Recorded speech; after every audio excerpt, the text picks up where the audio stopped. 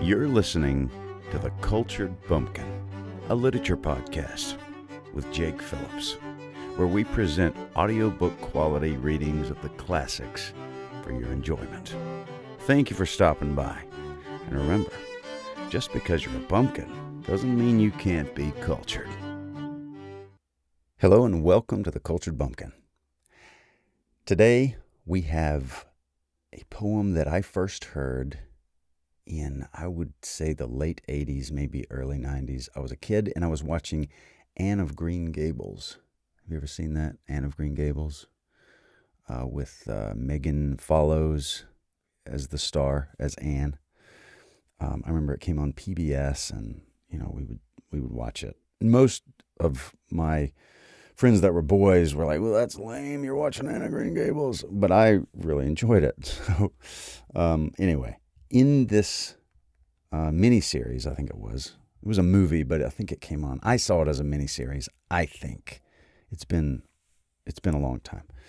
But anyway, I first heard this poem, The Highwayman, as Anne recites it. I think it's in front of a class, and I just thought, oh, she's so cool, and she's quoting poetry, and that's amazing.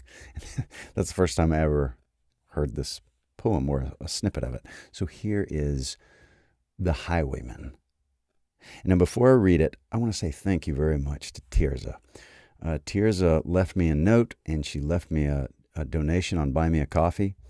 And her note says, "Thank you, Jake, for all the delightful literature you share. May the Lord continue to bless you all."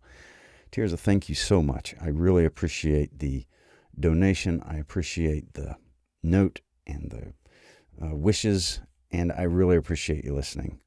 And I can't tell you how much I appreciate you, Tirza.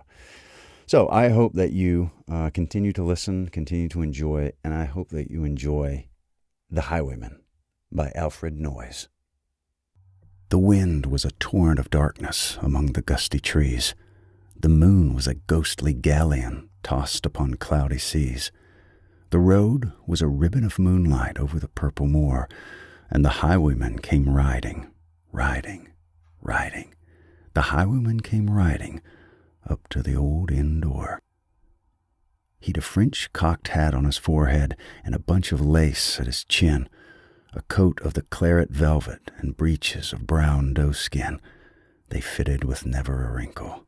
His boots were up to the thigh, and he rode with a jeweled twinkle, his pistol butts a twinkle, his rapier hilt a twinkle, under the jeweled sky. Over the cobbles he clattered and clashed in the dark inn-yard. He tapped with his whip on the shutters, but all was locked and barred. He whistled a tune to the window, and who should be waiting there but the landlord's black-eyed daughter, Bess, the landlord's daughter, plaiting a dark red love knot into her long black hair. And dark in the dark old inn-yard a stable wicket creaked, where Tim the ostler listened. His face was white and peaked. His eyes were hollows of madness, his hair like mouldy hay, but he loved the landlord's daughter, the landlord's red-lipped daughter. Dumb as a dog he listened, and he heard the robber say, "One kiss, my bonny sweetheart, I'm after a prize tonight, but I shall be back with the yellow gold before the morning light. Yet if they press me sharply and harry me through the day, then look for me by moonlight, watch for me by moonlight. I'll come to thee by moonlight, though hell should bar the way." He rose upright in the stirrups. He scarce could reach her hand, but she loosened her hair in the casement. His face burned like a brand as the black cascade of perfume came tumbling over his breast, and he kissed its waves in the moonlight. Oh, sweet black waves in the moonlight. Then he tugged at his rein in the moonlight and galloped away to the west. He did not come in the dawning. He did not come at noon. And out of the tawny sunset, before the rise of the moon, when the road was a gypsy's ribbon looping the purple moor, a redcoat troop came marching, marching, marching. King George's men came marching up to the old inn door. They said no word to the landlord. They drank his ale instead. But they gagged his daughter and bound her to the foot of her narrow bed. 2 of them knelt at her casement, with muskets at their side.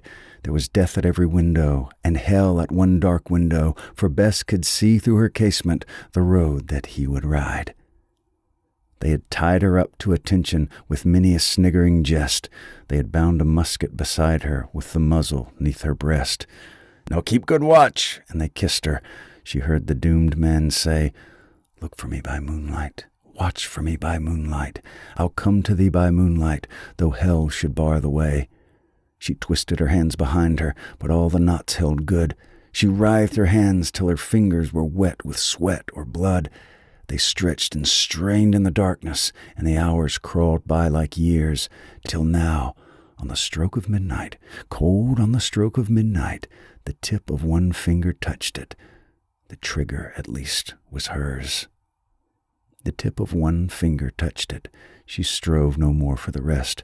Up she stood to attention, with the muzzle beneath her breast. She could not risk their hearing. She would not strive again, for the road lay bare in the moonlight, blank and bare in the moonlight, and the blood of her veins in the moonlight throbbed to her love's refrain. Had they heard it, the horse hooves ringing clear? In the distance? Were they deaf that they did not hear? Down the ribbon of moonlight, over the brow of the hill, the highwaymen came riding, riding, riding. The redcoats looked to their priming. She stood up straight and still. In the frosty silence, in the echoing night, nearer he came and nearer. Her face was like a light. Her eyes grew wide for a moment. She drew one last deep breath. Then her finger moved in the moonlight. Her musket shattered the moonlight, shattered her breast in the moonlight, and warned him with her death. He turned. He spurred to the west. He did not know who stood, bowed with her head o'er the musket, drenched with her own blood.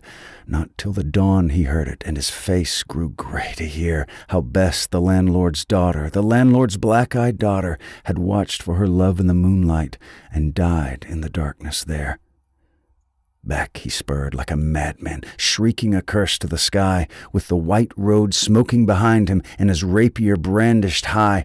Blood red were his spurs in the golden noon, wine red was his velvet coat, when they shot him down on the highway, down like a dog on the highway, and he lay in his blood on the highway, with a bunch of lace at his throat.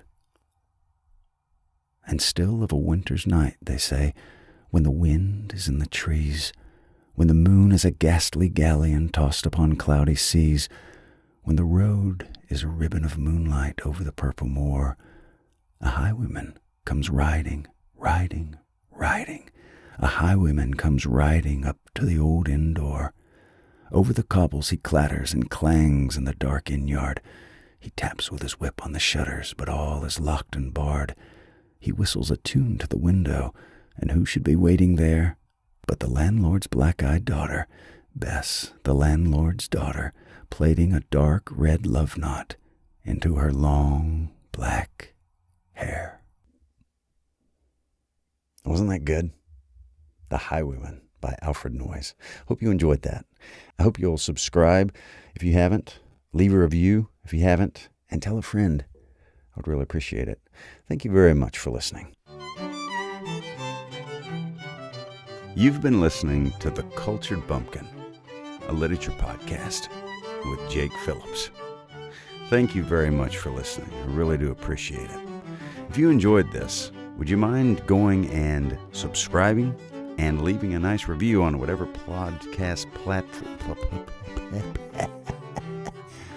platform you heard this on? I would really appreciate it. Thank you very much for listening, and we'll see you next time.